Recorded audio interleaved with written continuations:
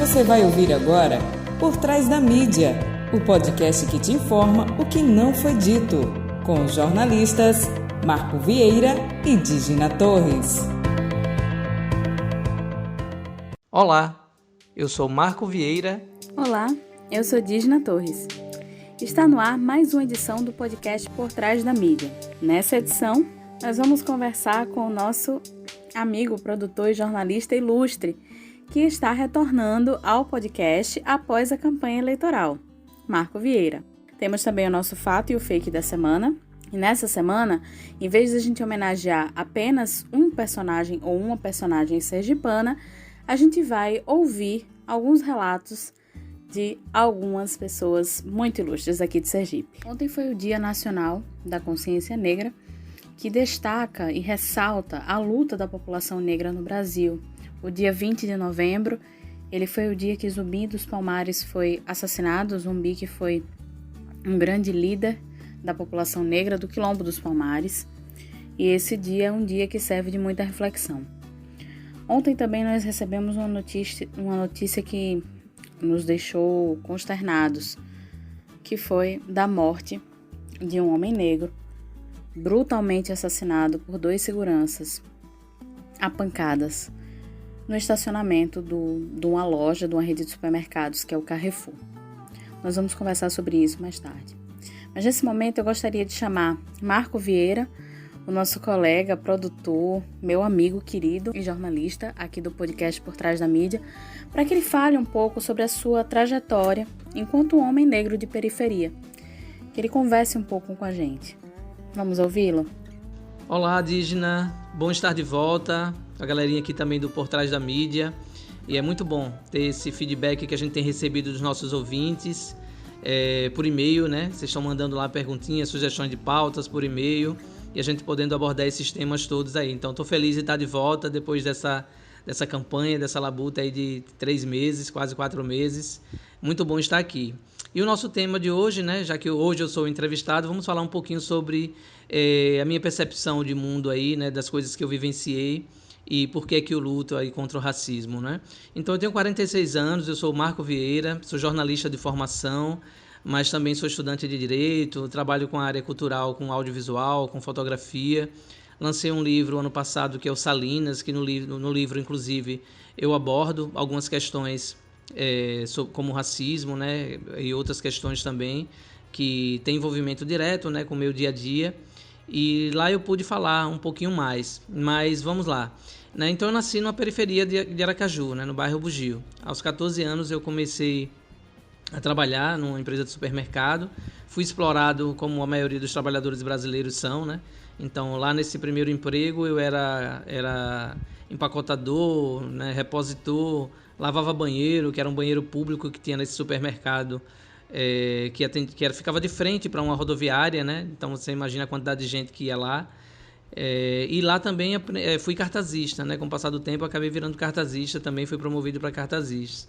Mas eu lembro que na época eu era muito magro, né? Tinha acho que 50 quilos, então eu pegava, né? Descarregava caminhões dentro desse supermercado, né? Para a câmera frigorífica do supermercado, caminhões com caixas de margarinas e mais caixas. Adoeci nessa época, então a exploração rolou no lombinho aqui, que não foi brincadeira não, mas aquela coisa, né? Primeira experiência profissional, você vai se sujeitando a tudo que lhe colocam, né, pela sobrevivência, porque ou trabalha, se não trabalhar não come, né? Então é você por você mesmo, né?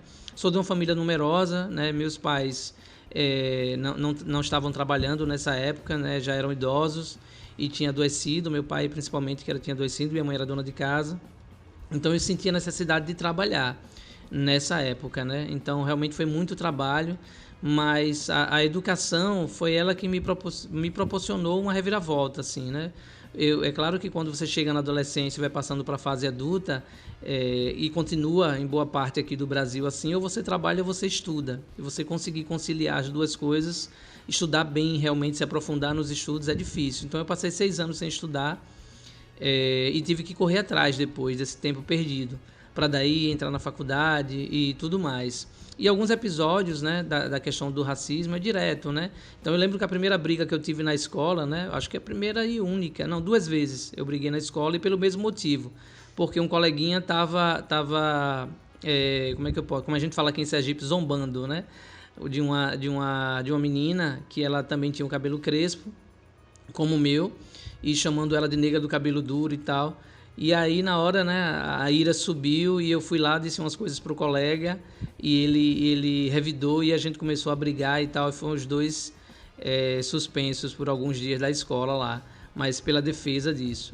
Lembro também que já na década de 90, eu entregando umas fotografias, né, que eu fazia em algumas festas aqui em Aracaju, eu fui num bairro nobre aqui, né, no bairro 13 de Julho, numa área nobre, na verdade.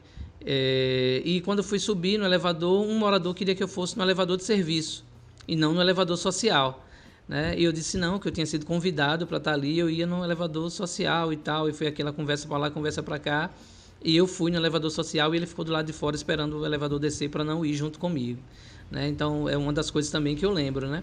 Eu curto muito reggae, né? Sou fã de Edson Gomes, que é um baiano, né? E as letras dele, né? Então tudo que desde os 10, 12 anos que eu curto Edson Gomes, e as letras, né, elas retratam, né, boa parte das coisas que a gente, o homem negro na periferia, sofre, né? Violência policial, né? Você está com um boné e uma bermuda, você é jogado na parede porque acham que você é bandido, só por estar caracterizado dessa forma. Na minha época de juventude era assim, levei uns 2 bacolejos. E se estiver ouvindo reggae, ainda mais, já vai ser chamado de maconheiro, né? Tem isso também, né? Mas a gente vai se superando. E a educação ela é essencial para você poder saber dos seus direitos, para poder se defender. E quando você também ascende, né? Então hoje eu trabalho há 12 anos com assessoria política, sou formado em jornalismo, conquistei 2 prêmios de jornalismo aqui em Sergipe. Trabalhei em jornais, né, escrevendo ou fotografando, né, sempre fazendo a atividade que eu amo muito. O prêmio que eu venci em 2007 foi sobre a questão do preconceito contra os ciganos, né? Então foi sobre famílias de ciganos que vivem aqui em Sergipe, então fiz uma reportagem sobre a vida deles também. Então quando a gente chega num espaço de que você pode abrir pontes, né? Você não pode, você tem que trazer, né, essa galera do movimento negro, né, os outros irmãos negros que sofrem os preconceitos e o racismo pela sociedade. Então, quando você está num espaço de poder, ou próximo dele, vamos dizer assim, né, porque é necessário que a gente ocupe esse espaço de poder na política, né, nas Forças Armadas, no judiciário, é necessário que a raça negra ocupe esses espaços para que a nossa vida não seja direcionada pelos brancos, sabe? Para que eles achem, né, que o racismo a gente sabe que é institucional, que ele está também nessas instituições. Não adianta dizer que não tem racismo, como o vice-presidente Hamilton Mourão essa semana, né, afirmou que não havia racismo no Brasil, né? E depois a gente vê uma foto do alto comando do Exército com 21 homens brancos na foto, sem nenhum negro, né? Não adianta dizer que não tem. Ah, sim. E cabe a gente, a raça negra, se qualificar, se estudar cada vez mais, né, transpor todas essas barreiras que essa sociedade racista nos coloca, para que quando a gente chegue nesses espaços de poder ou próximo deles, a gente possa ser ponte, sabe, para que que a gente represente, né? Não, a ponte no sentido de representatividade, sabe, Dígina? Que a gente consiga fazer com que, por exemplo, você, né, da academia, né, com mestrado, com doutorado, então, que sirva de inspiração, de exemplo para outras mulheres também. Então, se ela conseguiu, eu também consigo, né? Então, eu, né, em assessoria de governo, né, em todos esses lugares que eu já passei, para que o outro, quando me procure também, que eu possa abrir essas portas para eles, trocando conhecimento, sabe? Apresentando-os para outros setores, né, para que eles possam também evidenciar essa qualidade que todos têm. O que a gente precisa de oportunidades. A gente se esforça de um lado com a questão de superar as barreiras que nos são impostas, né? E do outro lado a gente enfrenta o racismo com força, com coragem. A gente não pode aceitar falas racistas mais, né? Não dá mais para passar a mão na cabeça do coleguinha branco que fala aquelas brincadeirinhas racistas e que a gente aceita porque conhece há muitos anos. Não, tem que refutar na hora, sabe? E com coragem, para que a gente faça com que a raça negra não continue sofrendo tanto quanto está. Né? Recentemente a gente teve mais um assassinato de um homem negro, né, por agente de segurança de um supermercado, do Carrefour. Né? E quantos outros mais não são? Né? Aquela operação policial em São Paulo que, né, afunilou jovens que estavam se divertindo no baile funk e 9 morreram pisoteados. Né? E aí quando você vê um policial sorrindo e dando uma cacetada num rapaz passando com bengalas, isso é desumano, sabe? E a gente só vai mudar a forma com que o juiz interpreta as leis e que acha que não é racismo, a gente só vai mudar, né, essa violência policial se a gente tiver líderes lá que nos representem, sabe? Se a gente tiver no judiciário alguém que seja também da raça negra, que entenda as dores que nós temos, que sinta, que já tenha sentido esse mesmo sofrimento que a gente sente no nosso dia a dia, né? Quando eu falei de Edson Gomes, né, que eu sou fã de Edson Gomes, tem uma música que ele fala que ele estava caminhando na rua e a mulher, quando viu, apertou a bolsa, né? Ela segurou a bolsa achando que ele poderia assaltá-la, né? Então é uma das coisas todas que acontecem, né? Isso é um exemplo, mas quantas outras não são? Quantos profissionais negros e negras estão aí, né, como excelentes profissionais e são confundidos com aquelas profissões que a gente sabe que a sociedade coloca para os negros, né? Que é o garçom, que é o gari, sabe? Que é o pedreiro, que é a moça que serve o cafezinho, o rapaz que serve o cafezinho, né? Não que sejam más profissões, que sejam ruins profissões, mas é o que eles consideram uma terceira opção, sabe? É o que a raça branca considera como não, se chegou ali é porque não tem capacidade de fazer outra coisa. E a gente, né, o rapaz que serve cafezinho ou a moça que limpa o chão, né, o garçom que serve lá, tem que mostrar que é muito mais que isso. Sabe, tem que montar a sua rede de terceirização, se for preciso fazer, sabe, montar a sua própria empresa, se for o que ele desejou fazer, se é o que ele ama fazer, não está ali por uns trocados, mas ele ser o chefe da coisa toda e mostrar que ele também é capaz de administrar. Então, a desigualdade social no Brasil, ela vem depois do racismo no Brasil, né? Primeiro é o racismo, né? E depois o racismo vem a questão da desigualdade, né? É o racismo institucional que causa essa desigualdade social. Então, a sociedade ela precisa refletir sobre os malefícios do Estado brasileiro na raça negra, né? Nós não somos descendentes de escravos, nós somos descendentes de um povo que era livre, reis e rainhas que viviam em seu continente e que foram trazidos à força para cá. E depois de 300 anos de escravidão, foram jogados sem direito a nada, sem nenhuma oportunidade. O Estado brasileiro ele preferiu dar tudo que era possível para estrangeiros, né, para os italianos, para japoneses e tal, mas para a gente não, para a raça negra não. Né? E ainda criaram leis que não nos permitiam comprar nem terras, nem mesmo terra, né, naquela época. E para onde é que a raça negra foi? Para as periferias, para os morros. Né? Surgiram as favelas a partir daí. Então, hoje, dizer que não pode ter Dia da Consciência Negra e Consciência Humana já é uma fala racista. Né? Precisam estudar um pouquinho mais sobre o tema. Né? Então, a gente precisa cada vez mais, seja na academia, seja no nosso dia a dia, sabe, dialogar sobre o racismo no Brasil e vencer, sabe? O homem negro, a mulher negra, eu sei que a gente tem que provar todos os dias que nós somos bons. Né? Como uma amiga falou recentemente numa live que eu participei. Né? A gente incute na nossa mente que a gente tem que provar, mesmo sabendo que a gente é bom, que a gente é melhor ainda. E vai fazendo coisas para mostrar para a sociedade que a gente é capaz. Né? Mas que a gente que está na linha de frente dessa transformação continue tendo força, sabe? Para superar todas essas coisas que acontecem, para incentivar outros negros e negras, para que eles vençam, assim como a gente está vencendo, e que a gente ocupe esses espaços de poder. Então, disputar a eleição esse ano, né, foi a minha primeira tentativa política, na área política, de me filiar a um partido e tentar me eleger vereador por Aracaju. Não consegui. Foi o primeiro contato e é muito difícil lutar contra o sistema que já é direcionado para favorecer a raça branca. Né? E mesmo quando criam uma lei dizendo que eu tenho direito a um valor, né, que vem do governo federal para que a eleição seja possível, e eu não recebo isso, né? E no meu partido também tem negros, né? Então faz a gente refletir cada vez mais da necessidade de ocupar esse espaço de poder, né? Então que a gente siga firme, que a gente siga forte, né? A nossa luta não acaba nenhum dia, são vitórias, mas logo depois vem mais imposições da sociedade e a gente tem que vencer sempre para poder inspirar todos os outros que virão depois da gente. Sobre a questão do engajamento, né, de o que a sociedade precisa fazer para se engajar nessa luta antirracista, primeiro é que a gente tem que olhar para os lados. A gente tem que buscar os amigos, os familiares, né, que estão lá, que têm a pele mais clarinha, para que forme corpo com a gente, sabe?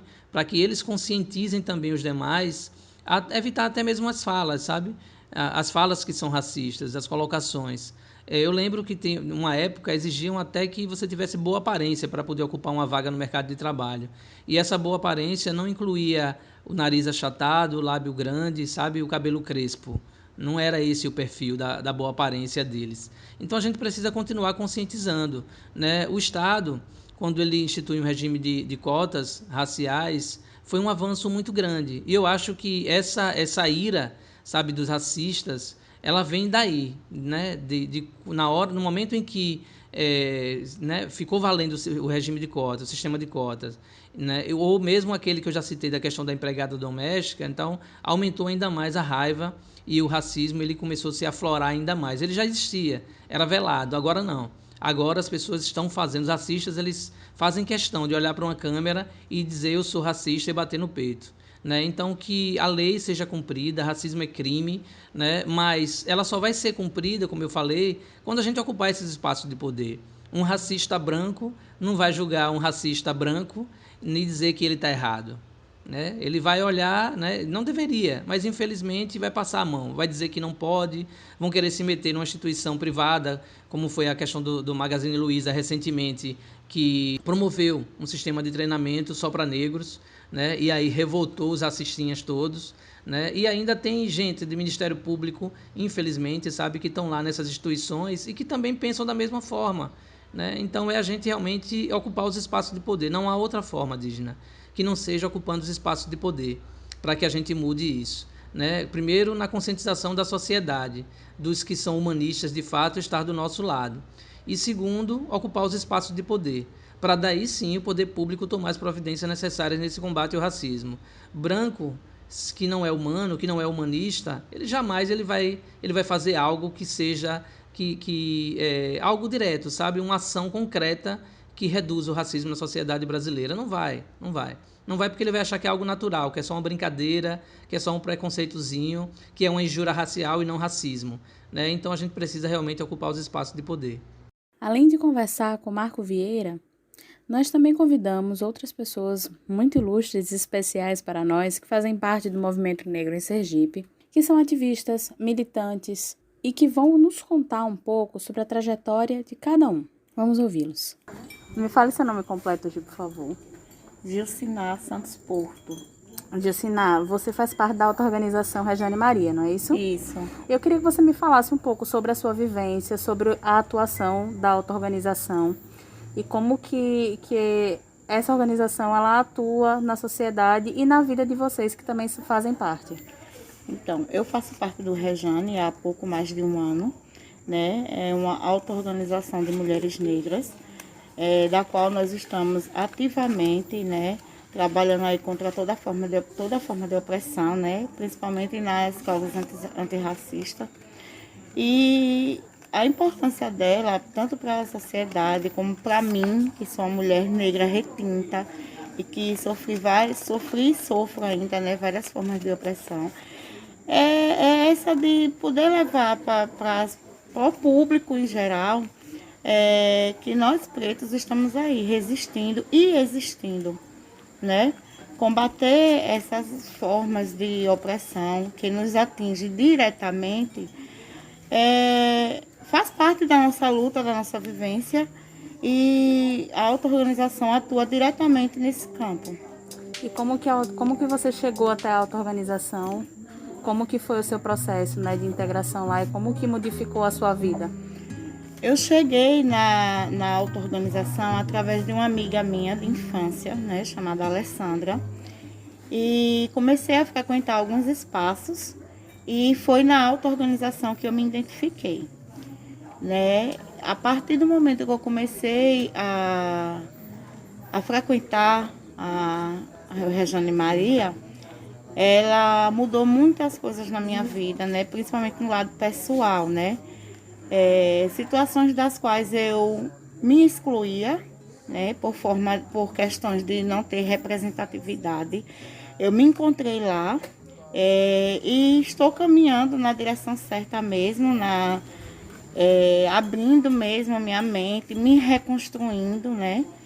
E vivenciando isso da melhor forma possível.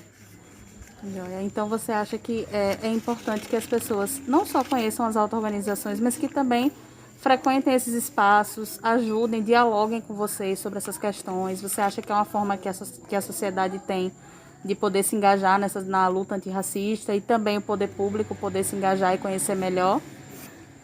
É muito importante, né? A gente tecla muito nesse ponto, né? Porque a gente sabe que a luta não para, né? Ela nos afeta, né? Desde a infância. E a população, ela podendo participar dessa luta conosco, vai fazer com que nossas crianças, né? Que serão os adolescentes, os homens, as mulheres do amanhã, ela já venha já com essa resistência, né? De não aceitar a intolerância, de não aceitar a opressão. E o poder público, ele pode e deve agir, né, com todas as auto-organizações, né, para incentivar e combater.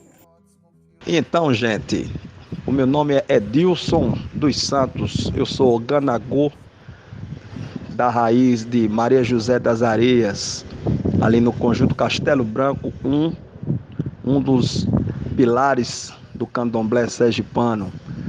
A minha mãe, a minha Elorixá, a minha zeladora, se chama Mariinha do Ponto Novo, do Orixá Iemanjá, onde o centro da gente se chamava Centro Espírita de Umbanda Arimanjá.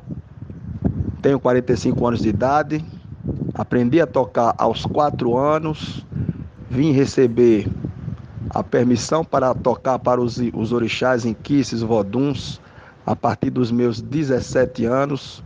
Estou aqui na trajetória, na briga, na luta pela consciência da intolerância religiosa e do respeito à nossa raça, respeito à nossa ancestralidade.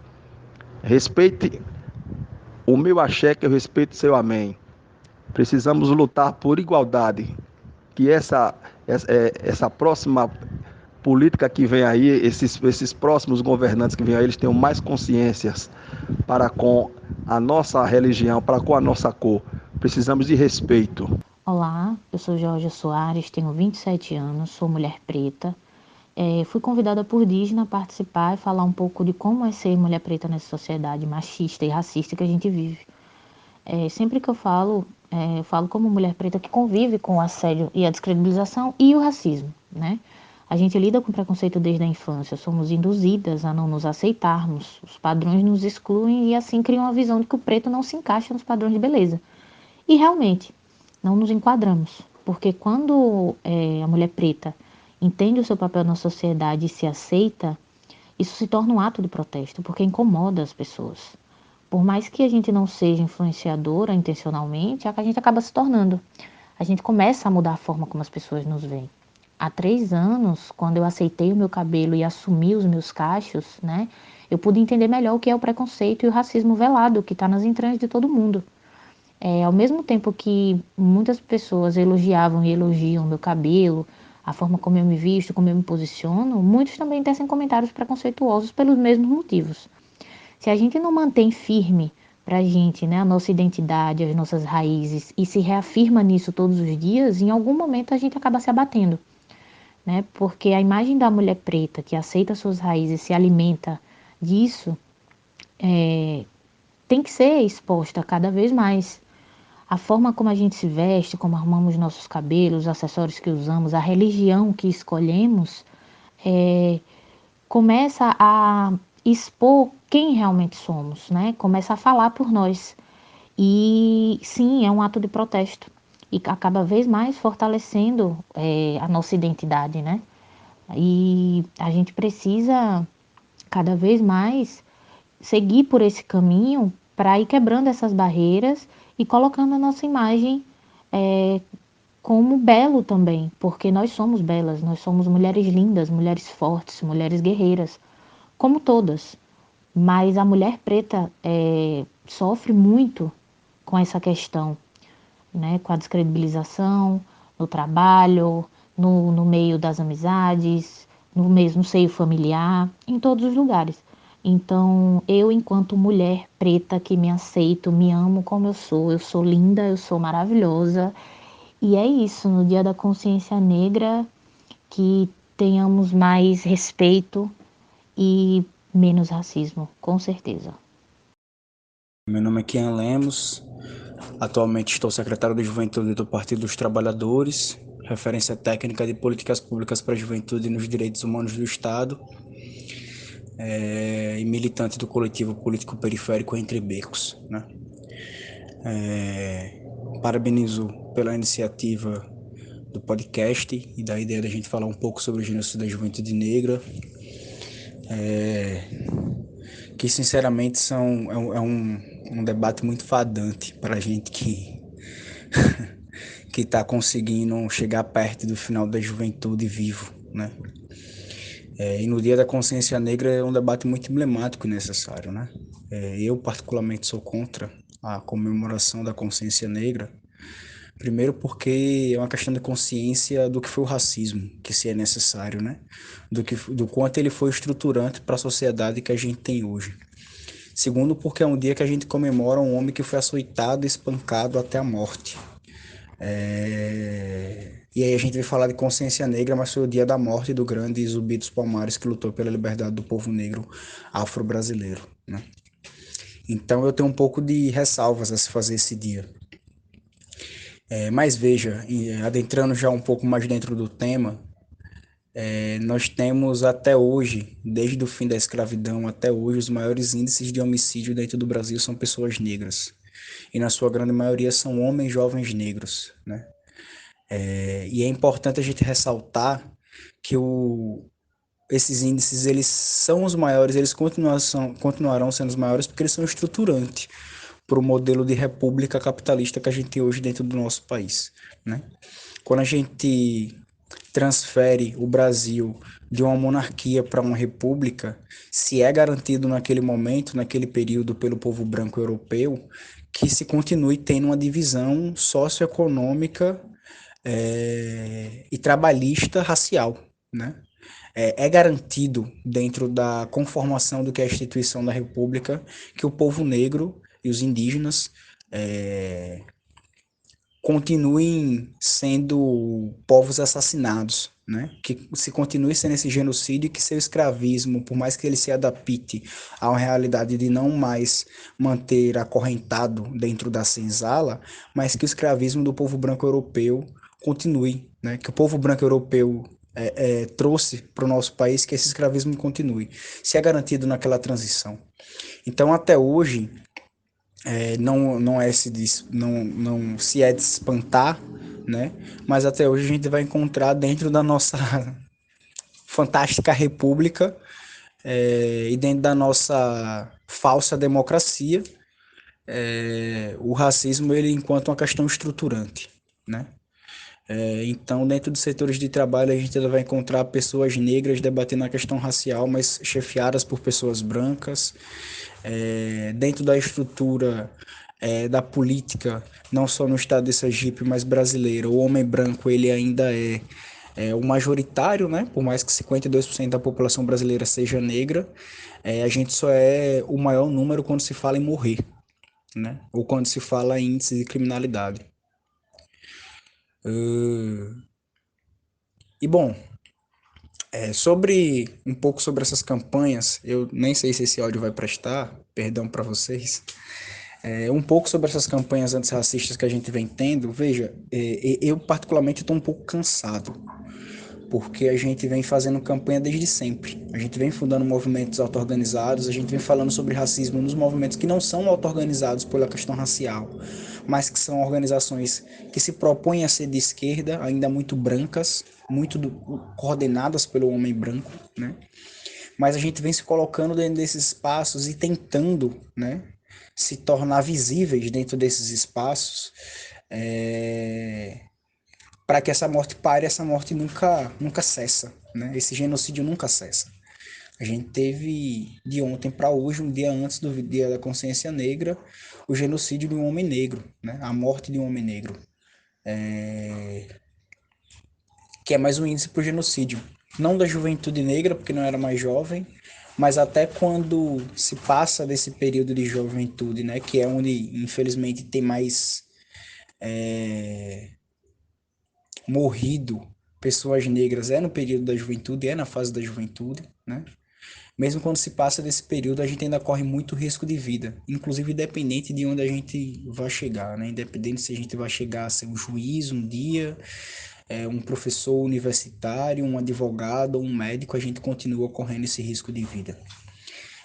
Por isso que, inclusive, no começo do áudio eu falo que eu sou contra essa ideia da consciência negra, né? Eu acho que essas campanhas elas são necessárias para que o nosso povo negro ele desperte. Por mais que o poder público se mostre interessado em construir essas campanhas, não tem pensado políticas públicas que sejam efetivas, né? Nós precisamos pensar que a educação é racista, nós precisamos pensar que a saúde é racista, que a assistência social é racista e que elas precisam ser ressignificadas, entendido o que nos foi negado em todo esse tempo de historicidade do povo negro, de evolução da sociedade brasileira e que precisa ser revisto, né? Que nós precisamos ter acesso, né? Eu acho que principalmente para a gente acabar com o genocídio do povo negro dentro do Brasil, a gente precisa repensar a educação social. Não estou falando só da educação das escolas, não. Nós precisamos repensar por um todo a nossa sociedade para que a gente não tenha mais esses índices infelizes de 20 e tantos jovens mortos por dia no nosso país. Olá, meu nome é Ramon Diego, sou graduado em dança, especialista em coordenação pedagógica e mestre em ciência da religião, ambos pela Universidade Federal de Sergipe. Desde a graduação pesquiso a cultura afro-brasileira e africana. Sou também Ogã no Ilhaxé Alaruque Babá Jagunã, onde sou Ogã. Acho importante que o Ministério Público se engaje nessa luta contra o racismo e que a educação faça valer também a Lei 10.069, da educação básica ao ensino superior, pois a educação é um dos, se não o principal meio para uma mudança de postura na sociedade, principalmente contra esse racismo estrutural que abarca dos diversos setores, e a educação não está fora dele. Racismo estrutural que vem historicamente violentando o povo negro. Então, espero que a luta contra o racismo e que as discussões em torno das questões étnico-raciais não se firme como algo folclorizado, algo apenas a ser discutido no mês de novembro, algo a ser discutido apenas de forma pontual, numa data, dentro de um calendário único, um calendário só no mês de novembro, que ela permeie toda a discussão do espaço escolar, todo o espaço público em si, na política, no esporte, na educação, que ele seja uma pauta contínua e que a gente busque, a partir disso, combater toda forma de racismo que violenta o povo negro desde o Brasil colônia.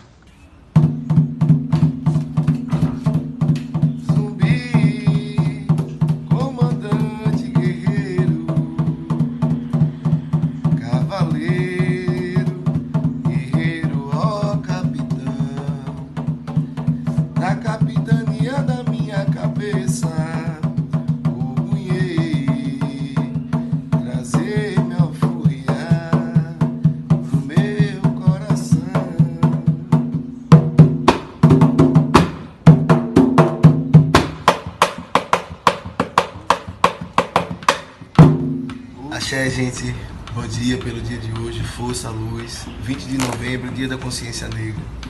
Sou Alan de Xangu, sergipano, artista plástico, cantor, compositor, percussionista, né? Iniciado na religião de matriz africana, onde eu sou ebome, né? No Ilhaxé Alaruque Babá Jagunã. Me iniciei no Ilha Chama Má Fé, na cidade de Riachuelo, aqui em Sergipe. Mas o que me traz hoje é falar sobre o Dia da Consciência Negra.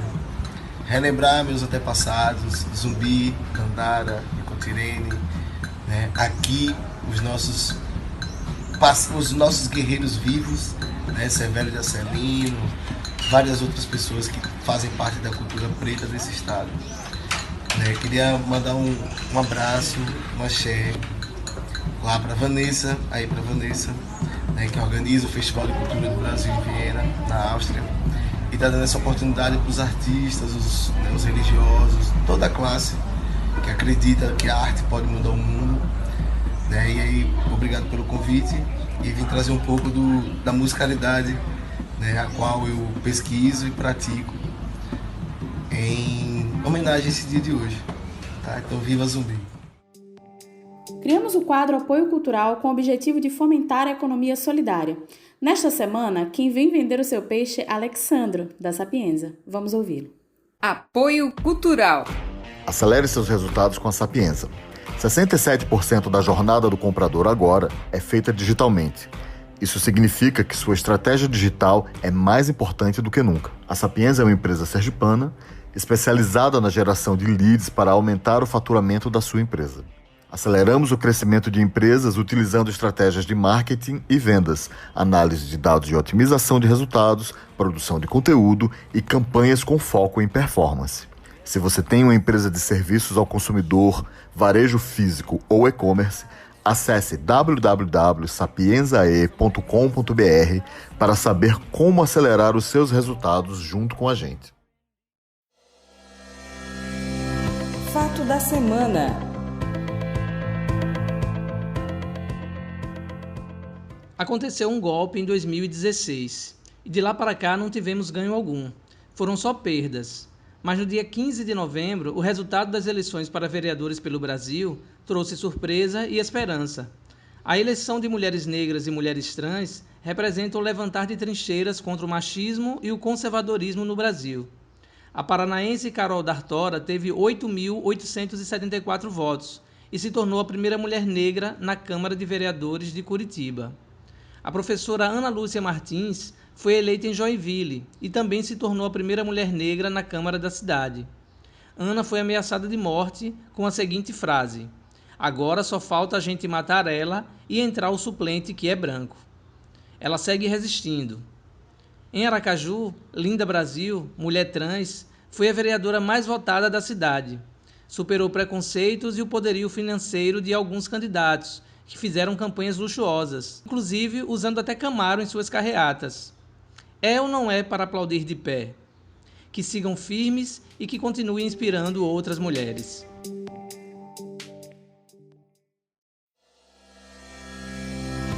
Fake da semana.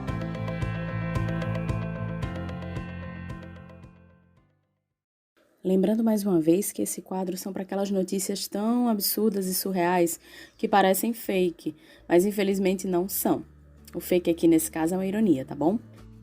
Na semana em que se comemora o Dia da Consciência Negra, o Brasil foi surpreendido com mais um caso de um homem negro assassinado, espancado até a morte por agentes de segurança do Carrefour. A marca parece estar empenhada em aliar seu nome à barbárie.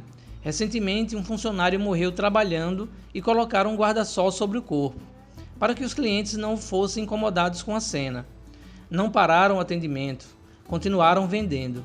E na véspera do Dia da Consciência Negra, Beto Freitas, negro, 40 anos, foi espancado até a morte em Curitiba.